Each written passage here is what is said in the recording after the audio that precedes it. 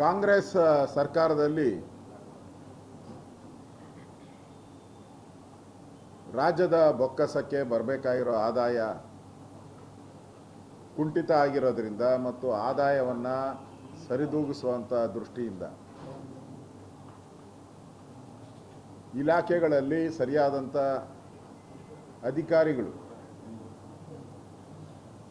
ಅಧಿಕಾರಿಗಳ ಸೋಮಾರ್ತೆಯಿಂದ ಆದಾಯ ಕುಸಿತ ಆಗಿದೆ. ರೆವಿನ್ಯೂ ಇರ್ಬೋದು, ಟ್ರಾನ್ಸ್ಪೋರ್ಟ್ ಇರ್ಬೋದು, ಇವೆಲ್ಲ ಕೂಡ ಆದಾಯಗಳು ಕಡಿಮೆ ಆಗ್ತಾ ಇದೆ. ಒಂದು ರೀತಿ ಆರ್ಥಿಕ ಇಲಾಖೆ ಬಿಕ್ಕಟ್ಟಿನ ಇಲಾಖೆ ಆಗಿದೆ. ಆರ್ಥಿಕ ಇಲಾಖೆ ಹೋಗಿ ಬಿಕ್ಕಟ್ಟಿನ ಇಲಾಖೆ ಇದೆ. ಪ್ರತಿದಿನನೂ ಕೂಡ ಹಣಕ್ಕೋಸ್ಕರ ಪರದಾಡುವಂಥ ಇಲಾಖೆ ಆರ್ಥಿಕ ಇಲಾಖೆ. ಇವತ್ತು ಹಿಂದೆ ಸಮೃದ್ಧಿಯಾಗಿದ್ದಂಥ ಆರ್ಥಿಕ ಇಲಾಖೆ ಇವತ್ತು ದಿವಾಳಿ ಆಗೋಗ್ಬಿಟ್ಟಿದೆ. ಇದನ್ನು ಕಂಟ್ರೋಲ್ ಮಾಡೋಕ್ಕೋಸ್ಕರ ಬಲಾಢ್ಯರ ಮೇಲೆ ಬ್ರಹ್ಮಾಸ್ತ್ರಗಳನ್ನು ಬಿಡಬೇಕಾಗಿತ್ತು. ಇವ್ರು ಹೇಳ್ತಾ ಇದ್ರಲ್ಲ ಅದಾನಿ ಅಂಬಾನಿ ಹಂಗೇನೇನೋ ಅಂತ, ಅಂಥವ್ರ ಮೇಲೆ ಬ್ರಹ್ಮಾಸ್ತ್ರ ಬಿಡಬೇಕಾಯಿತು. ಅದು ಬಿಟ್ಟು ಗುಬ್ಬಿ ಮೇಲೆ ಬ್ರಹ್ಮಾಸ್ತ್ರ ಬಿಡ್ತಾ ಇದ್ದಾರೆ. ಪಾಪ ಈ ಪೆನ್ಷನ್ಗೋಸ್ಕರ ನಂಬ್ಕೊಂಡು, ಇದೇನು ಪೆನ್ಷನ್ ಸ್ಕೀಮ್ ಇವತ್ತಿಂದ ಬಂದಿಲ್ಲ, ಸ್ವಾತಂತ್ರ್ಯ ಬಂದಾಗಿಂದ ಪೆನ್ಷನ್ ಸ್ಕೀಮ್ಸ್ ಇದೆ. ಆ ಪೆನ್ಷನ್ ಸ್ಕೀಮ್ಗೆ ಸ್ವಾತಂತ್ರ್ಯ ಬಂದಾಗಿಂದ ಹೇಗೆ ನೌಕರರು, ಸರ್ಕಾರಿ ಕೆಲಸ ಮಾಡೋ ನೌಕರರು ಹೇಗೆ ಡಿಪೆಂಡ್ ಆಗಿರ್ತಾರೆ, ಹಾಲು, ಊಟ, ಬಟ್ಟೆ, ಔಷಧಿ, ಆ ಡಿಪೆಂಡ್ ಆಗಿರುವಂಥ ಪೆನ್ಷನ್ಸ್ಗೆ ಇದರಿಂದ ಕಳೆದ 3 ತಿಂಗಳಿಂದ ಅವರಿಗೆ ಕೊಟ್ಟಿಲ್ಲ, ಹಣ ಬಿಡುಗಡೆ ಮಾಡಿಲ್ಲ. ಆಮೇಲೆ ಅದರಲ್ಲಿ ಸುಮಾರು 16 ಲಕ್ಷ ಜನ, ಸಾವಿರ ಅಲ್ಲ, 16 ಲಕ್ಷ ಜನರ ಪೆನ್ಷನ್ ಕಟ್ಟಾಗಿದೆ. ಅವ್ರಿಗೆ ಸಿಗ್ತಾ ಇದ್ದಂಥ 1200, 1800, ಆಸಿಡ್ ಒಳಗಾದವ್ರಿಗೆ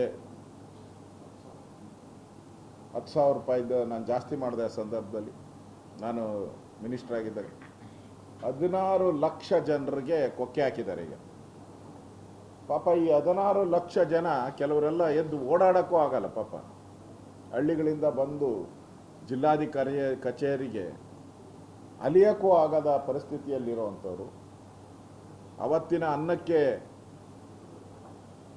ಕಾಯ್ತಾ ಇರುವಂಥ ಜನರ ಹೊಟ್ಟೆ ಮೇಲೆ ತಣ್ಣೀರು ಬಟ್ಟೆ ಹಾಕಿದ್ದಾರೆ ಈ ಸರ್ಕಾರ.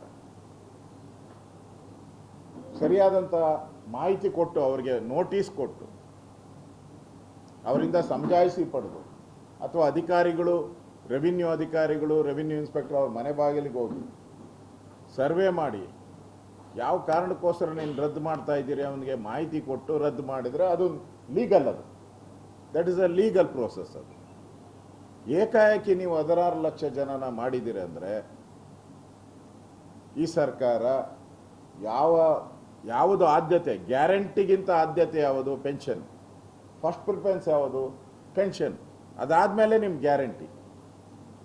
ಅದು ಬಿಟ್ಟು ಗ್ಯಾರಂಟಿ ಫಸ್ಟು, ಪೆನ್ಷನ್ ನೆಕ್ಸ್ಟು ಅಂತ ಮಾಡಿಬಿಟ್ಟಿದ್ದಾರೆ.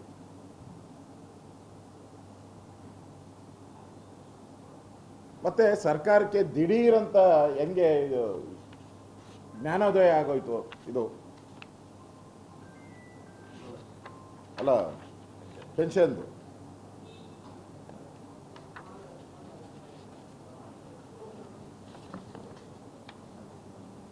ಈಗ ಗ್ಯಾರಂಟಿದು ಅಷ್ಟೇ. ಗ್ಯಾರಂಟಿ ಗೃಹಲಕ್ಷ್ಮಿ ಗೋಲ್ಮಾಲ್ ಅಂತೇಳಿ ಈಗಾಗಲೇ ಫೇಮಸ್ ಆಗಿದೆ. ಇದೊಂಥರ ಸರ್ಕಾರಿ ಪ್ರಾಯೋಜಿತ ಲೂಟಿ. ಗೃಹಲಕ್ಷ್ಮಿಯಲ್ಲಿ ಬೃಹತ್ ಹಗರಣ. ಯಾಕೆಂದರೆ ಹಿಂದೆನೇ ಬೆಳಗಾವಿ ಅಧಿವೇಶನದಲ್ಲಿ ಪ್ರಸ್ತಾವ ಮಾಡಿದ್ರೆ 5,000 ಕೋಟಿ ಲೂಟಿ ಹೊಡೆದಿದ್ದಾರೆ ಅಂತೇಳಿ ಮಂತ್ರಿ ಕಣ್ಣೀರು ಹಾಕಿದ್ದು ನೋಡಿದ್ರು ವಿಧಾನಸಭೆಯಲ್ಲಿ. ಇದುವರೆಗೂ ಅದ್ರ ಬಗ್ಗೆ ತನಿಖೆನೇ ಇಲ್ಲ. ಈಗ 225 ಕೋಟಿ ಸರ್ಕಾರಿ ಪ್ರಾಯೋಜಿತ ಲೂಟಿ ನಡೆದಿದೆ. ಫಲಾನುಭವಿಗಳ ಇದು ಗೃಹಲಕ್ಷ್ಮಿ ಒಂಥರ ಸರ್ಕಾರ ಗ್ಯಾರಂಟಿ ಅನುಷ್ಠಾನ ಸಮಿತಿಗಳು ಮಾಡಿ ಈ ನಿರಾಶ್ರಿತರಿಗೆ, ಕಾಂಗ್ರೆಸ್ಸಿನ ನಿರಾಶ್ರಿತರಿಗೆ ಹಣ ಕೊಡೋಕ್ಕೋಸ್ಕರ ಸಮಿತಿ ಮಾಡಿದ್ದೀರ. ನಿರಾಶ್ರಿತರು ಅವರೆಲ್ಲ, ಏನು ಪದವಿ ಇಲ್ಲದೆ ಇರೋ ನಿರಾಶ್ರಿತರಿಗೆಲ್ಲ ಪದವಿ ಕೊಟ್ಟಿದ್ದೀರ.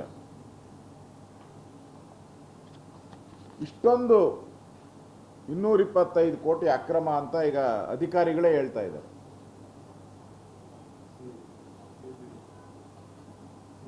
ಸ್ವತಃ CAG ರಿಪೋರ್ಟೇ ಅದನ್ನು ದೃಢೀಕರಣ ಮಾಡಿದೆ. ಹೌದು, ನಕಲಿ ಖಾತೆಗೆ ಒಂದ್ಸರಿ ಹೋದರೆ ಸರಿ, 6 ತಿಂಗಳು ನಕಲಿ ಖಾತೆಗೆ ಹೋಗಿದೆ. ಅದಾದಮೇಲೆ ನಕಲಿ ಖಾತೆ ಅಂತ ರದ್ದಾಗಿದೆ. ಮತ್ತೆ 6 ತಿಂಗಳಾದಮೇಲೆ ಅದೇ ನಕಲಿ ಖಾತೆಗೆ ದುಡ್ಡು ಹೋಗ್ತೈತೆ. ಅಂದರೆ ಏಜೆನ್ಸಿ ಅಲ್ಲ ಇದು, ಸರ್ಕಾರನೇ ಅಧಿಕಾರಿಗಳ ಒಂದು ದೊಡ್ಡ ಗ್ಯಾಂಗ್ ಇದರಿಂದ ಇರೋದು ಸ್ಪಷ್ಟ ಆಗ್ತಾ ಇದೆ. ಮತ್ತೆ ಸತ್ತೋರ ಹೆಸರಿಗೆ ಹೋಗ್ತಾ ಇದೆ ಅಂತ ಹೇಳಿದ್ರೆ ಕತ್ತೆ ಕಾಯ್ತಾ ಇದ್ದಾರೆ ರೆವಿನ್ಯೂ ಇಲಾಖೆ, ಕತ್ತೆ ಕಾಯ್ತಾ ಇದ್ದಾರೆ ಗ್ಯಾರಂಟಿ ಸಮಿತಿಗಳು. ಸತ್ತಿದ್ದ ಮಾರನೇ ದಿನನೇ ಡೆತ್ ಸರ್ಟಿಫಿಕೇಟ್ ಎಲ್ಲ ಕಡೆ ಹೋಗುತ್ತೆ. ಹುಟ್ಟಿದ್ದ ಇದು ಇಮಿಡಿಯೇಟ್ ಆಗಿ ಬರ್ತ್ ಸರ್ಟಿಫಿಕೇಟ್ ಹೋಗುತ್ತೆ. ನಾವು Karnataka IT city, BT city, IT ಕಂಪನಿಗಳಿರೋದು, IT city ನಮ್ಮದು. ಇದೇನು IT? ಕಾಂಗ್ರೆಸ್ಸಿನ IT ಇದು, ಗೋಲ್ಮಾಲ್ ಕಾಂಗ್ರೆಸ್ಸಿನ IT ಇದು. ಬೇರೆದಕ್ಕೆಲ್ಲ ಇಮಿಡಿಯೇಟಾಗಿ ಟ್ವೀಟ್ ಮಾಡಿಬಿಡ್ತೀರಾ. ಇದಕ್ಕೆ ಯಾಕೆ ಕ್ರಮ ತೆಗೆದುಕೊಂಡಿಲ್ಲ? ಬಂದು ನೀವು 3 ವರ್ಷ 1 ತಿಂಗಳು ಆಯ್ತಲ್ಲ ಆಗಲೇ.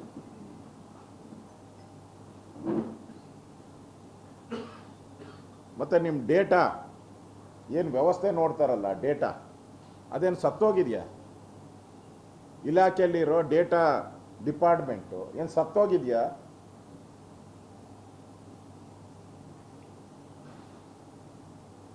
ನನಗನ್ಸುತ್ತೆ ಈಗ ಬೇಕಂತಲೇ ಈ ಸಾಫ್ಟ್ವೇರ್ನ ತಯಾರು ಮಾಡಿ ಸತ್ತೋರ ಹೆಸರಿಗೆ, ಬೇರೆ ಬೇರೆಯವ್ರ ಹೆಸರಿಗೆ ಸರ್ಕಾರನೇ ಮಾಡಿ ಅಲ್ಲಿಂದ ಕಿಕ್ ಬ್ಯಾಕ್. ಹೆಂಗೆ ವಾಲ್ಮೀಕಿ ಹಗರಣದಲ್ಲಿ ಕರ್ನಾಟಕದ ದುಡ್ಡು ಆಂಧ್ರಾಗೆ ಹೋಗಿ ಅಲ್ಲಿಂದ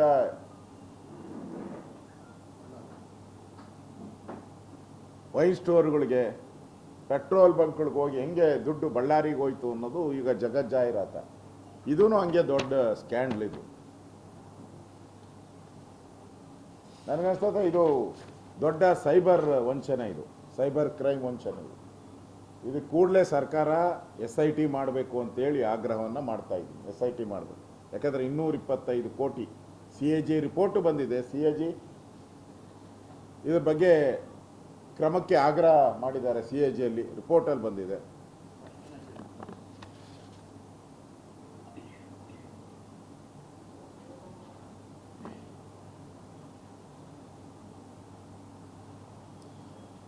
ಲೆಕ್ಕಕ್ಕೆ ಸಿಗದೆ ಸಿಕ್ಕಿರುವುದು 211 ಮಾತ್ರ.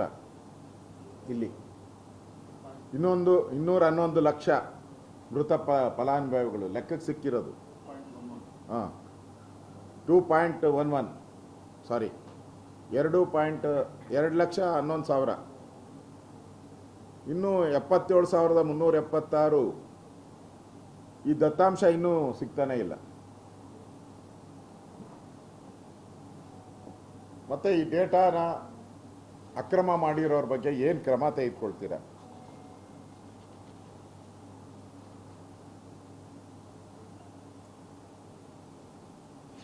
ನಿಮ್ಮ ಈ ಗ್ಯಾರಂಟಿ, ಗೃಹಲಕ್ಷ್ಮಿ ಗ್ಯಾರಂಟಿ ಈಗಾಗಲೇ 5,000 ಕೋಟಿ ನುಂಗಿರೋದು, ಅದು ಗ್ಯಾರಂಟಿ. ಈಗ 225 ಕೋಟಿ ನುಂಗಿರೋದು ಗ್ಯಾರಂಟಿ. ಗ್ಯಾರಂಟಿ ಸಮಿತಿಗಳೇ ಅಕ್ರಮಗಳ ಸರ್ದಾರ್ ಇವರೆಲ್ಲರೂ, ಗ್ಯಾರಂಟಿ ಸಮಿತಿ. ಅದಕ್ಕೆ ಸರ್ಕಾರ 150 ಕೋಟಿ ಖರ್ಚು ಮಾಡ್ತಾ ಇದೆ. ಯಾವ ಪುರುಷಾರ್ಥಕ್ಕೆ?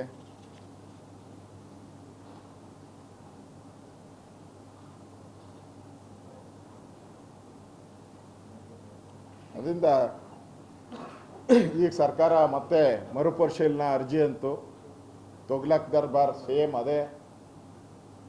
ಫಸ್ಟು ಮರುಪರಿಶೀಲನಾ ಅರ್ಜಿ ಅಂದರು, ಈಗ ಅರ್ಜಿ ಇಲ್ಲ ನಾವೇ ಸರ್ ಮಾಡ್ತೀರಿ ಅಂದರು.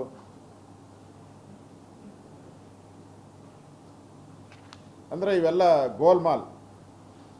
ಈಗಾಗಲೇ ಜನ ತೆರಿಗೆಗಳ ಭಾರದಿಂದ ಒದ್ದಾಡ್ತಾ ಇದ್ದಾರೆ.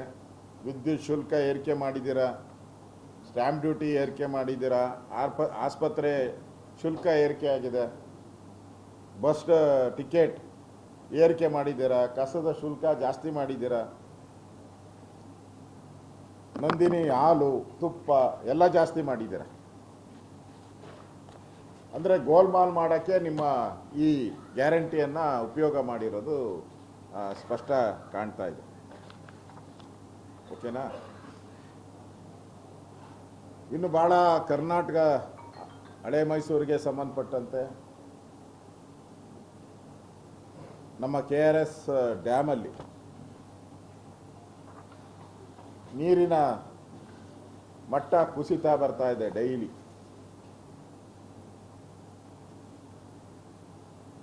ಒಟ್ಟು ಪೂರ್ತಿ ಇರೋದು 124.80 ಅಡಿಗಳು, 124.80 ಅಡಿ. ಇವತ್ತು ಈಗ ಇರೋದು 81.3, ಈಗಿರೋದು 81.3 ಅಡಿಗಳು. ಹಾಂ, ಈಗ ಒಳ ಹರಿವು ಎಷ್ಟಿದೆ ಅಂದರೆ 689 ಬರ್ತಾ ಇರೋದು. ಡ್ಯಾಮ್ಗೆ ನೀರು ಬರ್ತಾ ಇರೋದು 689 ಕ್ಯೂಸೆಕ್ಸ್. ಹೊರ ಹರಿವು 1886 ಕ್ಯೂಸೆಕ್ಸ್. ಹೆಂಗೆ ಸಾಧ್ಯ? ನಿಮಗೆ ಒಳ ಹರಿವೇ ಇರೋದು 689, ಅಷ್ಟು ಬಿಟ್ಟಿದ್ರೆ ಏನು ಪ್ರಾಬ್ಲಮ್ ಇರ್ತಾ ಇರಲಿಲ್ಲ.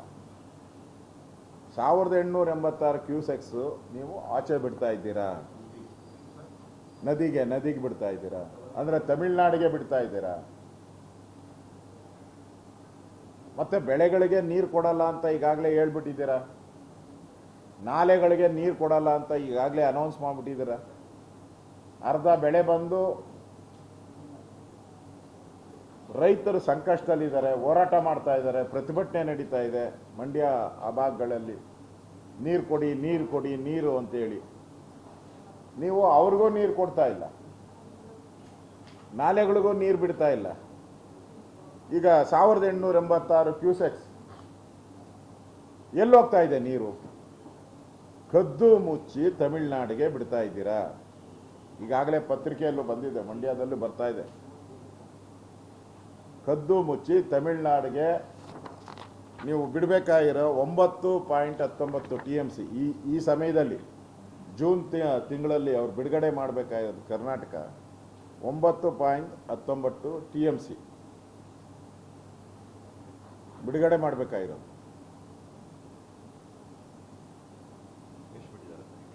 ಈಗ ಬಿಡ್ತಾ ಇದ್ದಾರಲ್ಲ 1800 ಇಲ್ಲ 9 ಹೋಗ್ತಾ ಇದೆಯಲ್ಲ ನೀರು ಹರ್ಕೊಂಡು, ಲೆಕ್ಕ ಅಲ್ಲಿ ಸಿಗುತ್ತೆ ಮೆಟ್ಟೂರು ಡ್ಯಾಮಲ್ಲಿ.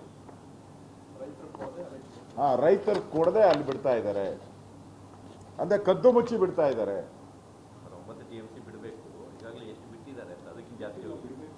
ಬಿಡಕ್ಕಾಗಲ್ಲ ಅಂತ ಹೇಳಿದ್ದಾರೆ, ಬಿಡಕ್ಕಾಗಲ್ಲ, ನೀರಿನ ಕೊರತೆ ಇದೆ ಅನ್ನೋದು ಹೇಳಿದ್ದಾರೆ. ಆದರೆ ಕದ್ದು ಮುಚ್ಚಿ ಬಿಡುಗಡೆ ಮಾಡ್ತಾ ಇದ್ದಾರೆ. ಹಾಂ, ಬಿಚ್ಚೇ ಇಲ್ಲ. ಹಂಗೆ ಯಾಕೆ ಓದ್ತಾ ಇದೆ ಇದು? ನಾನು ಇವತ್ತಿನ ಅಳತೆ ನಿಮ್ಗೆ ಹೇಳ್ತಾ ಇರೋದು. ನಾನು ಇವತ್ತಿನ ಅಳತೆ ಸರ್ಕಾರ ಬಿಡುಗಡೆ ಮಾಡಿರೋ ಅಳತೆ ಇದು. ಹೊರ ನಾಲೆ ಮೇಂಟೈನ್ ಮಾಡಕ್ಕೆ ಬಿಡಬೇಕಾದ್ರೆ ನಿಮಗೆ ಬೇಕಾದಷ್ಟು ಆಯಿತು. 689 TMC ಬೇಕಾದಷ್ಟು ಆಯಿತು, ಅದು ಅಷ್ಟು ಬೇಕಾಗಿಲ್ಲ. ಮತ್ತೆ ರೈತರು ಕೊಡಲ್ಲ ಅಂತ ಹೇಳಿದ್ದೀರಾ. ಮತ್ತೆ ಯಾಕೆ ಅಪ್ರಾಕ್ಸಿಮೇಟ್ಲಿ 2000 ಕ್ಯೂಸೆಕ್ ನೀರು ಬಿಡ್ತಾ ಇದ್ದೀರಲ್ಲ? 2000 ಅಂದಾಜು 2000 ಕ್ಯೂಸೆಕ್ ಬಿಡ್ತಾ ಇದ್ದೀರಲ್ಲ. ಅಂದರೆ ತಮಿಳ್ನಾಡಿಗೆ ಬಿಡ್ತಾ ಇರೋದು ಸ್ಪಷ್ಟ. ಅಲ್ಲಿನ ಅಲಯನ್ಸ್ ಪಾರ್ಟ್ನರ್ ನಿಮ್ಮದು, ತಮಿಳ್ನಾಡಲ್ಲಿ ಇರೋ ಸರ್ಕಾರದ ಅಲಯನ್ಸ್ ಇಲ್ಲಿ ಕಾಂಗ್ರೆಸ್ ಇರೋವಂಥದ್ದು. ಅದರಿಂದ ಕದ್ದು ಮುಚ್ಚಿ ಬಿಟ್ಟು ಅಲಯನ್ಸನ್ನು ತೃಪ್ತಿ ಮಾಡುವಂಥ ಕೆಲಸವನ್ನು ಮಾಡ್ತಾ ಇದ್ದೀರಾ ನೀವು. ಇವತ್ತು ನೀರಿನ ಮಟ್ಟ ಕುಸ್ತಿರೋದು 81.30. ಈಗಾಗಲೇ ಸರ್ಕಾರಕ್ಕೆ ಏನಾನ ಜ್ಞಾನ ಇದ್ದಿದ್ರೆ ರೈತರ ಸಭೆ ಕರೆದು ರೈತರ ಜೊತೆ ಚರ್ಚೆ ಮಾಡಿ, ನಮ್ಮಲ್ಲಿ ಇಷ್ಟು ನೀರಿದೆ, ಇಷ್ಟು ಬೆಳೆಗಳಿಗೆ ಕೊಡೋಕ್ಕೆ ಸಾಧ್ಯ, ಇಷ್ಟು ಕೊಡೋಕ್ಕಾಗಲ್ಲ ಅನ್ನೋದು ಇದುವರೆಗೂ ಮಾಡಿಲ್ಲ. ಆ ಚರ್ಚೆನೇ ಮಾಡಿಲ್ಲ. ಇಷ್ಟು ಆಘಾತಕಾರಿ ಪರಿಸ್ಥಿತಿಗೆ KRS, ಯಾಕಂದರೆ KRS ಅನ್ನು ನಂಬ್ಕೊಂಡು ಇಡೀ ಹಳೆ ಮೈಸೂರು, ಮಂಡ್ಯ, ಮೈಸೂರು, ಬೆಂಗಳೂರು ಗ್ರಾಮಾಂತರ, ಎಸ್ಪೆಷಲಿ ಬೆಂಗಳೂರು ಸಿಟಿ ಕುಡಿಯೋ ನೀರು ಇಷ್ಟನ್ನು ನಂಬ್ಕೊಂಡಿರೋಂಥ ಜನ. ಈ ಸರ್ಕಾರಕ್ಕೆ ಕಾಳಜಿ ಇದ್ದಿದ್ರೆ ಒಂದು ಸರ್ವಪಕ್ಷದ ಸಭೆ ಆದರೂ ಕರಿಬೇಕಾಯ್ತು. ಇಷ್ಟು ಕಡಿಮೆ ನೀರಿದೆ, ಏನು ಮಾಡಬೇಕು? ಈಗ ನೋಡಿ ತಮಿಳ್ನಾಡು, ಅವನು ನೆನ್ನೆ ಬಂದ ರಾಜಕಾರಣಿ, ಅವರು ನೆನ್ನೆ ಬಂದಂಥ ರಾಜಕಾರಣಿ, ರಾಜಕೀಯದ ಗಂಧ ಏನು ಗೊತ್ತೇ ಇಲ್ಲ. ಮುಖ್ಯಮಂತ್ರಿ ಆಗಿ ಇನ್ನೂ ಒಂದು ತಿಂಗಳಾಗಿಲ್ಲ ನಾವು. ಆಗಲೇ ತಮಿಳ್ನಾಡು ವಿಧಾನಸಭೆ ಕರೆದು ಮೇಕೆದಾಟು ಯೋಜನೆಗೆ ನಾವು ತಡೆ ಮಾಡ್ತೀರಿ, ಮಾಡಿ ನೋಡೋಣ ಅಂತೇಳಿ ಧಮಕಿ ಹಾಕಿ ರೆಸೊಲ್ಯೂಷನ್ ಮಾಡಿದ್ದಾರೆ. ವಿಧಾನಸಭೆಯಲ್ಲಿ ರೆಸೊಲ್ಯೂಷನ್ ಮಾಡಿದ್ದಾರೆ. ನಮ್ಮ ಮುಖ್ಯಮಂತ್ರಿ ಏನೂ ಇಲ್ಲ, ದಿನ ಹೋಗೋದು, ಯಾವುದಾನ ಒಂದು ದೇವಸ್ಥಾನಕ್ಕೆ ಹೋಗೋದು, ನಾಮ ಹಾಕ್ಕೊಳ್ಳೋದು, ವಿಭೂತಿ ಹಾಕ್ಕೊಳ್ಳೋದು, ಬರೋದು, ಇಷ್ಟೇ. ಅವ್ರು ನಾನು ಹಿಂದೂ ಅಂತ ತೋರಿಸ್ಕೊಬೇಕಷ್ಟೇ. ಒಳೊಳಗೆ ಮುಸಲ್ಮಾನರಿಗೆ ಸಪೋರ್ಟು, ಒಳೊಳಗೆ ಅವ್ರಿಗೆಲ್ಲ ಫೆಸಿಲಿಟಿ, ಆಚೆ ಕಡೆ ಮಾತ್ರ ನಾನು ಹಿಂದೂ ಅಂತ ತೋರಿಸ್ಕೊಳೋ ಅಂಥ ಪ್ರವೃತ್ತಿಗೆ ದೇವಸ್ಥಾನಗಳನ್ನು ಸುತ್ತಾ ಇದ್ದಾರೆ. ಮಾಡಬೇಕಾಯ್ತಲ್ಲ ಕಾವೇರಿ ವಿಚಾರವಾಗಿ. ಅವರು ಅಧಿವೇಶನ ಕರೆದು ರೆಸೊಲ್ಯೂಷನ್ ಪಾಸ್ ಮಾಡ್ತಾರೆ ಅಂದರೆ ಎಷ್ಟು ಧೈರ್ಯ ಇರಬೇಕು ಅವ್ರಿಗೆ. ನಮ್ಮ ಮುಖ್ಯಮಂತ್ರಿಗೆ ಆ ಧೈರ್ಯ ಯಾಕಿಲ್ಲ ಅಂದರೆ ಅಲ್ಲಿ ಪಾರ್ಟ್ನರ್, ಅವರು ಅಲಯನ್ಸ್ ಪಾರ್ಟ್ನರ್ ಜೋಸಫ್ ವಿಜಯನ್, ಅವ್ರಿಗೆ ಸಪೋರ್ಟ್ ಮಾಡೋಕ್ಕೆ ಕದ್ದು ಮುಚ್ಚಿ ನೀರು ಬಿಡೋದು, ಅವರೊಂದು ಖಂಡನಾ ನಿರ್ಣಯ ನಮ್ಮ ಮೇಲೆ ಮಾಡಿದ್ರೆ ನಾವು ಬಾಯಿ ಮುಚ್ಕೊಂಡು ಸುಮ್ಮನೆ ಕೂತ್ಕೊಳೋದು, ಇದಾ ನಿಮ್ಮ ಪರಿಸ್ಥಿತಿ.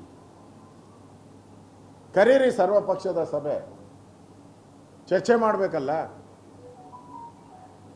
ಮಳೆ ಬರುತ್ತೆ ಬರಲ್ಲ ಅನ್ನೋ ಗ್ಯಾರಂಟಿ ಏನಿಲ್ಲ. ಈಗಾಗಲೇ 50% ಮಳೆ ಬರಲ್ಲ ಅಂತ ಹವಾಮಾನ ತಜ್ಞರು ಹೇಳ್ತಾ ಇದ್ದಾರೆ. ಈಗ ಇಷ್ಟಾದರೂ ಜ್ಞಾನ ಇಲ್ಲ ಅಲ್ಲ ನಿಮಗೆ. ಬರೀ ನಿಮ್ಮ ಕ್ಯಾಬಿನೆಟ್ ರಚನೆ, ದಿನ ಮೆರವಣಿಗೆಗಳು, ಇಡೀ ಬೆಂಗಳೂರು ಪೋಸ್ಟ್ರುಗಳು ಯಾರು ಹಾಕ್ಬಾರ್ದು ಅಂತಾರೆ, ಇಡೀ ಬೆಂಗಳೂರು ಪೋಸ್ಟ್ರುಗಳು ಹಾಕ್ಕೊಂಡಿದ್ದೀರಾ. ನೀವೇ ಹೇಳೋದು, ಒಂದು ಕಡೆ ಹೇಳೋದು ಪೋಸ್ಟ್ರ್ ಹಾಕಬೇಡಿ ಅಂತ, ಇನ್ನೊಂದು ಕಡೆ ಹಾಕ್ಸೋದು. ಆದ್ದರಿಂದ ಇದು ಗಂಭೀರ. KRS ಅನ್ನೋದು ಭಾಳ ನಮ್ಮ ಹಳೆ ಮೈಸೂರು ಭಾಗಕ್ಕೆ ಜೀವ ನದಿ. ಇದು ಒಂಥರ. ಇಲ್ಲೇನಾದರೂ ಮೋಸ ಮಾಡಿದ್ರೆ ರಾಜ್ಯದ ಜನ ನಿಮಗೆ, ಕಾಂಗ್ರೆಸ್ ಪಾರ್ಟಿಗೆ ಉಳಿಗಾಲ ಇಲ್ಲೋ ಎಚ್ಚರಿಕೆಯನ್ನು ನಾನು ಕೊಡ್ತಾ ಇದ್ದೀನಿ. ನಾನು ಕೇಳೋದಪ್ಪ. ಆಮೇಲೆ ಬಿಡ್ತೀನಿ, ಆರಾಮಾಗಿರ್ತೀನಿ. ಇನ್ನು 2 ಅವರ್ ಬೇಕಾ 3 ಅವರ್ ಬೇಕಾ ಹೇಳು? 3 ಅವರ್ಸ್ ಬೇಕಾದ್ರೆ. ಬಿಡದಿ ಯೋಜನೆ ಏನು ಮಾಡ್ತಾ ಇದ್ದಾರೆ, ಬಿಡದಿ ಯೋಜನೆ ಸವಾಲುಗಳ ಯೋಜನೆ ಆಗೋಗ್ಬಿಟ್ಟಿದೆ. ಅದು ನಾ ಬರೇ ನೀ ಬಿಡೆ, ನಮ್ಮನೆಗೆ ನೀನು ಬಾ, ನಿಮ್ಮ ಮನೆಗೆ ನಾನು ಬಾ, ಇಷ್ಟೇ ನಡೀತಾ ಇರೋದಿಲ್ಲಿ. ಅಲ್ಲಿ ಬೇಕಾಗಿರೋದು ರೈತರ ಜಮೀನು ಹಾಳಾಗ್ತಾ ಇದೆಯಲ್ಲ, ಉಳಿಯುತ್ತೋ ಇಲ್ಲೋ, ಅದು ಅಷ್ಟೇ ನಮಗೆ ಬೇಕಾಗಿರೋದು. DK ಶಿವಕುಮಾರ್ ಇದನ್ನು ಡೈವರ್ಟ್ ಮಾಡೋಕ್ಕೆ ನಮ್ಮ ಜಮೀನು ನಿಮ್ಮ ಜಮೀನು ಅಂತ ಹೋಗ್ತಾ ಇದ್ದಾರೆ. ಅದು ಅರ್ಥನೇ ಇಲ್ಲ. ಯಾರಾದ್ರೂ ಜಮೀನಿದ್ರೆ ಅವ್ರಿಗೆ ಬಿಟ್ಟರೆ ಅವರು ರೈತರು ಉಳುಮೆ ಮಾಡ್ತಾರೆ, ಅಕ್ವೈರ್ ಆದರೆ ದುಡ್ಡು ಬರ್ತೈತೆ ಅಷ್ಟೇ. ಯಾರದೇ ಇದ್ರೆ ಏನಂತೆ, ಏನು ಜಮೀನು ಸಬ್ ರಿಜಿಸ್ಟರ್ ಆಫೀಸಲ್ಲಿ ರಿಜಿಸ್ಟರ್ ಆಗಿರ್ತೈತಲ್ಲ, ಮುಚ್ಚುಮರೆ ಏನಿರ್ತೈತೆ ಅದರಲ್ಲಿ. ಅದು ಬಿಟ್ಬಿಟ್ಟು ದಿನ ಎದ್ರೆ ನೀ ಈ ಜಮೀನುಗಳು ವಿಚಾರವಾಗಿ ಮಾತಾಡು, ರೈತರ ಜಮೀನಿನ ಬಗ್ಗೆ ಮೊಸಳೆ ಕಣ್ಣೀರನ್ನು ಮಾಡ್ತಾ ಇದ್ದಾರೆ. ಇದು ಒಳ್ಳೆಯದಲ್ಲ. ಚರ್ಚೆ ಆಗಬೇಕಾಗಿರೋದು ಆ ಒಂದು ಬಡಾವಣೆ ಮಾಡೋ ಅವಶ್ಯಕತೆ ಇದೆಯಾ, ಸೈಟ್ಗಳ ಅವಶ್ಯಕತೆ ಇದೆಯಾ, ಕರ್ನಾಟಕದಲ್ಲಿ ನಿಮ್ಮ ಮುಖ್ಯಮಂತ್ರಿಗೆ ನಾನು ಸವಾಲು ಆಗ್ತಾ ಇದ್ದೀನಿ, ಕರ್ನಾಟಕದಲ್ಲಿ ಎಷ್ಟು ಸೈಟ್ ಖಾಲಿ ಇದೆ, ವೇಕೆಂಟ್ ಇರೋದು, ಕಟ್ಟದೇ ಇರೋದು ಹೇಳಿ. ಕರ್ನಾಟಕದಲ್ಲಿ ಬೇಡ, ಇಡೀ ಬೆಂಗಳೂರು ಮಂಡ್ಯ ಸೈಟ್ ತಗೊಳೋರು ಅವರೇ ತಾನೇ. ಇಲ್ಲಿ ಬೆಂಗಳೂರು, ಮಂಡ್ಯ, ಮೈಸೂರು ರೂರಲ್ ಇಷ್ಟು ಕಡೆ ಎಷ್ಟು ಸೈಟ್ ಇದೆ ಅಂತ ಪತ್ರ ಬಿಡುಗಡೆ ಮಾಡಿ ನೋಡೋಣ. ಎಷ್ಟು ಫ್ಲ್ಯಾಟ್ ಖಾಲಿ ಇದೆ ಬಿಡುಗಡೆ ಮಾಡಿ. ಜನಗಳ ಮುಂದೆ ಇಡಿ, ಇಷ್ಟು ಖಾಲಿ ಇದೆ ಆದರೂ ನಾನು ಮಾಡ್ತೀನಿ ಅಂತ ಹೇಳಿ. ಅವಾಗ ಜನ ನಂಬ್ತಾರೆ. ಅದನ್ನ ಹೇಳೋದೇ ಇಲ್ಲ ನೀವು. ಬಿಡದಿ ಪ್ರಾಜೆಕ್ಟು ಕುಮಾರಸ್ವಾಮಿ ಮಾಡಿದ್ದು ಅಂತ ಹೇಳ್ತೀರಾ, ಅವ್ರು ಕೈ ಬಿಟ್ಟರು ಅಂತ ಅವರೇ ಹೇಳ್ತಾರೆ. ನೀವ್ಯಾಕೆ ಅವ್ರು ಕೈ ಬಿಟ್ಟಿದ್ದ ಪ್ರಾಜೆಕ್ಟ್ ನೀವ್ಯಾಕೆ ತಗೊಂತೀರಾ?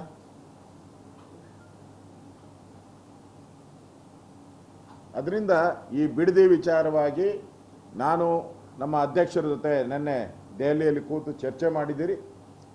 ನಾವು ಇನ್ನೊಂದು 2ನೇ ಹಂತದ ಒಂದು ಹೋರಾಟವನ್ನು ನಾವು ಶುರು ಮಾಡ್ತಾ ಇದ್ದೀನಿ. ನಾನು ಈಗಾಗಲೇ 3 ಬಾರಿ ಹೋಗಿದ್ದೀನಿ, ಯಾರು ಅಷ್ಟು ಬಾರಿ ಹೋಗೇ ಇಲ್ಲ, ನಾನೇ ಹೈಯೆಸ್ಟು 3 ಬಾರಿ ಹೋಗಿರೋದು.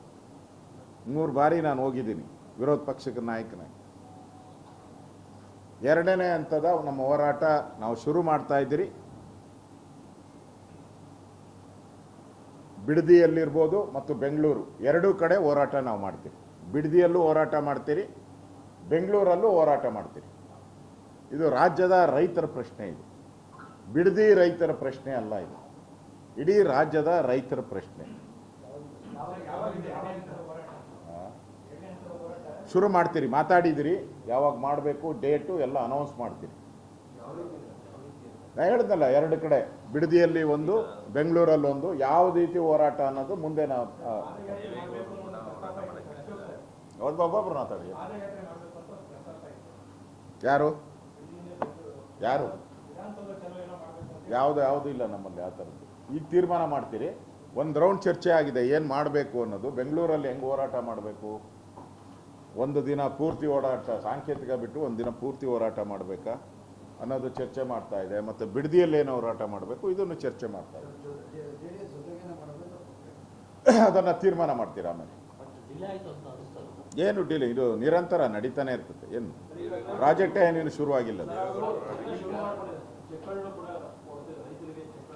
ಅದು ಅವರು ಯಾರ್ಯಾರು ಬೆಂಗಳೂರು ಗಿರಾಕಿಗಳಿದ್ದಾರೆ ಅವ್ರು ಕೊಡ್ತಾ ಇದ್ದಾರೆ ಅಷ್ಟೇ. ಕೊಡಲೇಬೇಕು. ನಾವು ಹೇಳಿದಿರಲ್ಲ, ನೀವು ಅಕ್ವಿಜೇಷನ್ ಮಾಡ್ತೀರಪ್ಪ, ಕೆಲಸ ಯಾವಾಗ ಶುರು ಮಾಡ್ತೀರಾ? ಈಗ ಕೆಂಪೇಗೌಡಲ್ಲೇ ಶುರು ಮಾಡಿ 15 ವರ್ಷ ಆಯಿತು. ಶಿವರಾಮ ಕಾರಂತ್ ಶುರು ಮಾಡಿ 10 ವರ್ಷ ಆಯಿತು. ಇನ್ನು ಸೈಟೇ ಹಂಚಿಲ್ಲಲ್ಲ ನೀವು. ಇನ್ನು ಅಂದರೆ ರೋಡ್ಗಳೇ ಕಂಪ್ಲೀಟ್ ಆಗಿಲ್ಲಲ್ಲ. ಇದು ಹಂಗೆ. ಇನ್ನೊಂದೂವರೆ ವರ್ಷದಲ್ಲಿ ಏನು ಮಾಡ್ತೀರಾ ನೀವು? ಏನು ಮಾಡೋಕ್ಕಾಗಲ್ಲ. ನಮ್ಮ ಸರ್ಕಾರ ಬಂದಮೇಲೆ ರದ್ದು ಅಂತ ಹೇಳ್ಬಿಟ್ಟಿದ್ದೀರಲ್ಲ. ನಾವು ಮುಗ್ದೋಯ್ತು ಅಲ್ಲಿಗೆ, ಚಾಪ್ಟ್ರೇ ಇಲ್ಲ. ಪ್ರತಿಷ್ಠೆ ಅವರ ಸರ್ಕಾರ ಇದ್ದಾಗ ಮಾತ್ರ. ನೆಕ್ಸ್ಟ್ ಸರ್ಕಾರ ಬಂದಾಗ ಇವ್ರಿಗೇನೈತೆ ಪ್ರತಿಷ್ಠೆ? ಬೇರೆ ರೀತಿಯಲ್ಲೂ ಕೂಡ ಡೈವರ್ಟ್ ಮಾಡ್ತಾರೆ. ಅಂದರೆ ಬಿಡದಿ ಏನಾದರೂ ಭಾಳ ವಿರೋಧ ಆದರೆ ದೇವನಹಳ್ಳಿ ಹತ್ರ 2500 ಎಕರೆ ತೆಗೆದುಕೊಂಡು ಅಲ್ಲಿ ಮಾಡಬೇಕು ಅನ್ನೋಂಥ 2ನೇ ಪ್ರಪೋಸಲ್ ಕೂಡ ಮಾಡ್ತಾ ಇದ್ದಾರೆ. ಈ ಬಗ್ಗೆ ಪ್ರಿಯಾಂಕ್ ಖರ್ಗೆ ಅವರು ಕೂಡ ಒಂದು ಇತಿಹಾಸಗಳು ಬಿಟ್ಕೊಟ್ಟಿದ್ದಾರೆ. ಕೆಪಿಸಿಸಿ ಅಧ್ಯಕ್ಷ ಹರಿಪ್ರಸಾದ್ ಅವರು ಕೂಡ ಈ ಬಗ್ಗೆ ಹೇಳಿದ್ದಾರೆ. ಬರಲಿ, ಅಲ್ಲಿ ಅಲ್ಲಿನ ರೈತರು ಏನು ಬೀದಿಗಿಳಿತಾರೆ. ಈಗಾಗಲೇ ಮಾಡಿ ಓಡಿಸಿದಾರಲ್ಲ, ಇಂದ ದೇವನಹಳ್ಳಿಯಲ್ಲಿ ಓಡಿಸಿದಾರಲ್ಲ, KDB ಮಾಡಿ ಓಡಿಸಿದಾರಲ್ಲ. ಅಲ್ಲಿ ಇನ್ನೂ ಸ್ಟ್ರಾಂಗ್ ಇದ್ದಾರೆ ಅವರು, ದೇವನಹಳ್ಳಿಯವರು ಇನ್ನೂ ಸ್ಟ್ರಾಂಗ್ ಇದ್ದಾರೆ. ರೈತರು ಹೋರಾಟ ಮಾಡ್ತಾರೆ. ಈಗಾಗಲೇ ಆನೆಕಲ್ಲಲ್ಲಿ ಅಕ್ವೈರ್ ಮಾಡಿದ್ದೀರ. ಈ ಸರ್ಕಾರ ಬಂದ ಮೇಲೆ ಬಿರಿ ಅಕ್ವೈರ್. ಆನೆಕಲ್ಲಲ್ಲೂ 4000 ಎಕರೆ 9000 ಎಕರೆ ಮಾಡ್ತಾ ಇದ್ದೀರಲ್ಲ. ಆನೆಕಲ್ಲಲ್ಲೂ ಮಾಡ್ತೀರಿ ಅಂತೆ, ಬಿಡದಿಯಲ್ಲೂ ಮಾಡ್ತೀರಾ, ದೇವನಹಳ್ಳಿಯಲ್ಲೂ ಮಾಡ್ತೀರಿ ಅನ್ನೋ ಪ್ರಪೋಸಲ್ ಇಟ್ಕೊಂಡಿದ್ದೀರಾ. ಬೆಂಗಳೂರು ಸುತ್ತು ಅದೊಂದು 10,000 ಎಕರೆ. ಯಾರು ಕೊಡ್ತೀರಾ ಸೈಟು? ಅಪ್ರಾಕ್ಸಿಮೇಟ್ಲಿ ಎಲ್ಲ ಅಂತ ಹೇಳಿದ್ರೆ 40,000 ಎಕರೆ ಮಾಡ್ತೀರಾ. ಹಂಗಾರೆ 40,000 ಎಕರೆ ಬೆಳೆ ಹಾಳಾದಂಗೆ ಎಲ್ಲ ರಾಜ್ಯದ ಆದಾಯ ಕುಸಿತ ಆಗ್ತೈತಲ್ಲ, ರಾಜ್ಯದ ಆಹಾರದ ಕೊರತೆ ನಿರ್ಮಾಣ ಆಗ್ತೈತಲ್ಲ. ಇದಕ್ಕೆ ಯಾರು ಕಾರಣ? ವೃಕ್ಷ ನಡಿ ದೊಡ್ಡ ಪೋಸ್ಟ್ರು, ಎಲ್ಲ ಪತ್ರಿಕೆಗೂ ಅಡ್ವರ್ಟೈಸ್ಮೆಂಟು. ವೃಕ್ಷ ನಡಿ ಅಂತ 15 ಲಕ್ಷ. 15 ಕೋಟಿ ಅಲ್ಲ. ಈಗ ಇಲ್ಲೇ ಬಿಡದಿ ಪ್ರಾಜೆಕ್ಟಲ್ಲೇ ತೆಂಗಿನ ಮರನೇ 12 ಲಕ್ಷ ಐತೆ. ಬರೀ ತೆಂಗಿನ ಮರ 12 ಲಕ್ಷ, ಅಡಿಕೆ ಮರ, ತೆಂಗಿನ ಮರ, ಮಾವಿನ ಮರ ಎಲ್ಲ ಸೇರಿಸ್ತಾರೆ 30 ಲಕ್ಷ ಹೋಗ್ತೈತೆ. ಅಲ್ಲಿ 30 ಲಕ್ಷ ಕಡಿ, ಇಲ್ಲಿ 15 ಲಕ್ಷ ನೆಡಿ. ತೆಂಗಿನ ಮರದ ಲೆವೆಲ್ಗೆ ಬರಬೇಕಾದ್ರೆ ಇನ್ನೆಷ್ಟು ವರ್ಷ ಬೇಕು? 15-20 ವರ್ಷ ಬೇಕು ತೆಂಗಿನ ಮರ ಅಲ್ಲಿ ಬೆಳಿಬೇಕಾದ್ರೆ, ಮಾವಿನ ಮರ ಬೆಳಿಬೇಕಾದ್ರೆ, ಅಡಿಕೆ ಮರ. ಅಲ್ಲಿವರೆಗೂ ಪರಿಸರ ಏನಾಗಬೇಕು? ಒಂದು ಕಡೆ ಕಡಿ, ಇನ್ನೊಂದು ಕಡೆ ನೆಡು. ಅದೇ ಹಳೆ ಬಿಲ್ಲು, ಅದೇನು ಹೇಳ್ತಾರಲ್ಲ ಬಿಲ್ಲು, ಹೊಸ ಬಿಲ್ಲು. ಹಳೆ ಕಾಮಗಾರಿ ಹೊಸ ಬಿಲ್, ಹಂಗೆ ಒಳ್ಳೆ ಸ್ಕೀಮ್ ಇದು. ಕಾಂಗ್ರೆಸ್ಸಿನ ಒಳ್ಳೆ ಸ್ಕೀಮ್ ಇದು. ಈಗ ಕೇಳ್ರಪ್ಪ, ಏನು ಅದೇ ಇದ್ದಿದ್ದು ಬಿಡ್ದಿದ್ದು ಇವಾಗ ಮೋಸ್ಟ್ಲಿ ಈ ವಾರದಲ್ಲಿ ಅನೌನ್ಸ್ ಮಾಡ್ತೀವಿ. ಸರ್, ದೆಹಲಿ ವಿಚಾರ ಹೈಕಮಾಂಡ್ ಭೇಟಿಯಾಗಿದೆ, ಅದು ಕೂಡ ಮಾತಾಡಿದ್ದಾರೆ. ಈಗ ರಾಜ್ಯ ನಾಯಕರನ್ನು ಕೂಡ ಹೊಣೆ ಮಾಡ್ತಾ ಇದ್ದಾರೆ. ರಾಜ್ಯಾಧ್ಯಕ್ಷರು ಬದಲಾಗ್ಬೋದು, ವಿಪಕ್ಷ ನಾಯಕರು ಬದಲಾಗ್ಬೋದು ಅಂತ ನೇರವಾಗಿ ಒಂದಷ್ಟು ಚರ್ಚೆಗಳಾಗ್ತಾ ಇದೆ. ಸತ್ಯನ ಹೇಗೆ? ಅದು ನಿಮ್ಮ ಭ್ರಮೆ ಅಷ್ಟೇ. ಭ್ರಮೆಗೆಲ್ಲ ನಾನು ಉತ್ತರ ಕೊಡಲ್ಲ. ದೆಹಲಿಯಲ್ಲಿ ನಾವು ಹೋಗಿ ಭೇಟಿ ಮಾಡಿ ಅವ್ರಿಗೆ ವಿಸ್ತೃತವಾಗಿ, ಅವರು ಜಾಸ್ತಿ ಮಾಹಿತಿಗಳನ್ನು ತರಿಸ್ಕೊಂಡಿದ್ದಾರೆ. ಅವರು ರಾಜ್ಯದಲ್ಲಿ ಪಾರ್ಟಿಯನ್ನು ಕಟ್ಟೋದ್ರ ಬಗ್ಗೆ ಹೆಚ್ಚು ಗಮನ ಕೊಡಿ. ಈ ವಿಚಾರದ ಬಗ್ಗೆ ನಾವೇ ಇದನ್ನು ಇನ್ವೆಸ್ಟಿಗೇಷನ್ ಮಾಡ್ತಾ ಇದ್ದೀರಿ, ಐಡೆಂಟಿಫೈ ಮಾಡ್ತೀರಿ ಮತ್ತು ಕ್ರಮ ತೆಗೆದುಕೊಳ್ಬೇಕಾಗಿರೋದು ನಾವೇ. ಕೇಂದ್ರದ ನಾಯಕತ್ವ ಕ್ರಮ ತೆಗೆದುಕೊಳ್ಳಿ, MLA ಇರೋದ್ರಿಂದ. ಅದರಿಂದ ನಾವು ಯಾವ ಸಮಯದಲ್ಲಿ ಕ್ರಮ ತೆಗೆದುಕೊಳ್ಬೇಕು ಅದ್ರ ಮೇಲೆ ಕ್ರಮ ತೆಗೆದುಕೊಳ್ತೀರಿ. ಈ ಥರ ಮಾಡಿದಂಥ ವ್ಯಕ್ತಿಗಳನ್ನು ಯಾವುದೇ ಕಾರಣಕ್ಕೂ ಸುಮ್ಮನೆ ಬಿಡಲ್ಲ ಅಂತ ಹೇಳಿದ್ದಾರೆ. ಯಾವ ಸಮಯ ಏನು ಅನ್ನೋದನ್ನು ನಿಗದಿ ಮಾಡಿಲ್ಲ. ಯಾರ ಹೆಸರು ಹೇಳಿ ನಾವು ಹೇಳಿ, ಸೆಂಟ್ರಲ್ ಗೌರ್ಮೆಂಟ್ ಇದೆಯಲ್ಲ, ಗೊತ್ತಾಗ್ತದೆ.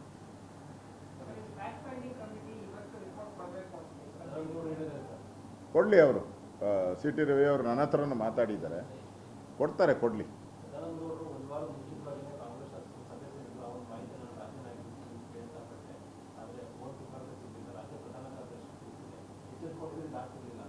ಗೊತ್ತಿಲ್ಲ, ನಾನು ಕೇಳಿದೆ ಹೆಸರು ಹೇಳಿ ಅಂತ, ಹೆಸರು ಗೊತ್ತಿಲ್ಲ ಅಂದರು. ಅದರಿಂದ ಏನು ಅದ್ರ ಬಗ್ಗೆ ಏನು ಮಾಡೋಕ್ಕಾಗಲ್ಲ.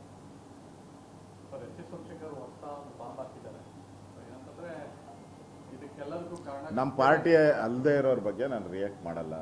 ನಮ್ಮ ಪಾರ್ಟಿಯಲ್ಲಿ ಇದ್ದರೆ ನಾವು ರಿಯಾಕ್ಟ್ ಮಾಡೋದು. ನಮ್ಮ ಪಾರ್ಟಿ ಅಲ್ದವ್ರಿಗೆ ನಾನೇ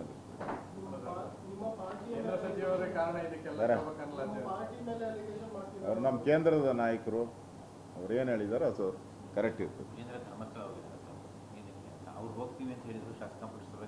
ಈಗ ಧರ್ಮಸ್ಥಳ ಹೋಗೋದು ಇಲ್ಲ, ಕ್ಯಾನ್ಸಲ್. ಮೊನ್ನೆನೇ ಡೆಲ್ಲಿಯಲ್ಲಿ 3 ಪ್ರೆಸ್ ಮೀಟ್ ಮಾಡಿದ್ದೀನಿ ನಾನು. ಬೆಳಗ್ಗೆ ಒಂದು, ಮಧ್ಯಾಹ್ನ ಒಂದು, ಸಾಯಂಕಾಲ 3 ಪ್ರೆಸ್ ಮೀಟಲ್ಲಿ ಹೇಳಿದ್ದೀನಿ. ಧರ್ಮಸ್ಥಳ ವಿಚಾರ ಇಲ್ಲ. ಏನೇ ಇದ್ರೂ ಕೂಡ ಪಾರ್ಟಿ ಈಗ SD ಸೋಮಶೇಖರ್ ಅವ್ರ ಬಗ್ಗೆ ಏನು ಕ್ರಮ, ಅವರು ಪಾರ್ಟಿ ವಿರುದ್ಧ ಚಟುವಟಿಕೆ ಮಾಡಿದಾಗ ಏನು ಕ್ರಮ ಹಂಗೆ ಆಯಿತು, ಅದೇ ಥರ ಇದನ್ನು ಕ್ರಮ ಹಾಗೆ ಆಗುತ್ತೆ. ಅದಕ್ಕೇನು ಹೊಸ ಆಯಾಮ ಏನಿಲ್ಲ. ರಾಜ್ಯಾಧ್ಯಕ್ಷರು ಹೋಗ್ತಾ ಇದಾರಲ್ಲ ಸರ್, ಏನಕ್ಕೆ ಅಂತ ಗೊತ್ತಿಲ್ಲ ನಾನು. ಅವ್ರು ಹೇಳಿದ ಡೇಟ್ಗೆ ಹೋಗ್ತಾ ಇದ್ದಾರೆ. ಶಾಸಕಾಂಗ ಸಭೆ ನಾಳೆನೇ ಆಗಬೇಕಾಗಿತ್ತು, ಕ್ಯಾನ್ಸಲ್ ಆಯಿತು, ಬಟ್ ಅವ್ರು ನಾಳೆ ಹೋಗ್ತಾ ಇದ್ದಾರೆ. ಇಲ್ಲ, ಅದೇ ಆ ಥರದ್ದು ಯಾವುದಿಲ್ಲ, ವೈಯಕ್ತಿಕ ಅದು. ಧನ್ಯವಾದಗಳು. ಸರ್, ಇವತ್ತು ಕೊಪ್ಪಳದಲ್ಲಿ ಗೇಟ್ ಇದು ಮಾಡ್ತಾ ಇದ್ದಾರೆ. ಮೂರು ರಾಜ್ಯದ CMಗಳು ಬರ್ತಿದ್ದಾರೆ. ನಾನು ಕೂಡ 3 ಬಾರಿ ಅಲ್ಲಿ ಹೋಗಿದ್ದೆ. ಗೇಟ್ ಹಾಕಿ ಅಂತೇಳಿ ಡಿಲೇ ಮಾಡಿದ್ರು, ಹಣ ಬಿಡುಗಡೆ ಮಾಡಿರಲಿಲ್ಲ ಕಾಂಟ್ರಾಕ್ಟ್ರಿಗೆ. ನಾನು 2 ಸರಿ ಅಲ್ಲಿ ಹೋಗಿ ಗಲಾಟೆ ಮಾಡಿದೆ. ಸೊ ಈಗ ಉದ್ಘಾಟನೆ ಮಾಡ್ತಾ ಇದ್ದಾರೆ.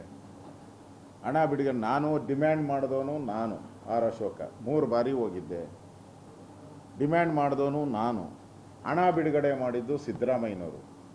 ಡಿಮ್ಯಾಂಡ್ ಮಾಡಿದವ್ರನ್ನೂ ಕರೆದಿಲ್ಲ, ಹಣ ಬಿಡುಗಡೆ ಮಾಡೋದು ಸಿದ್ದರಾಮಯ್ಯನವ್ರನ್ನೂ ಕರೆದಿಲ್ಲ. ಅರ್ಥ ಮಾಡಿಕೊಳ್ಳಿ.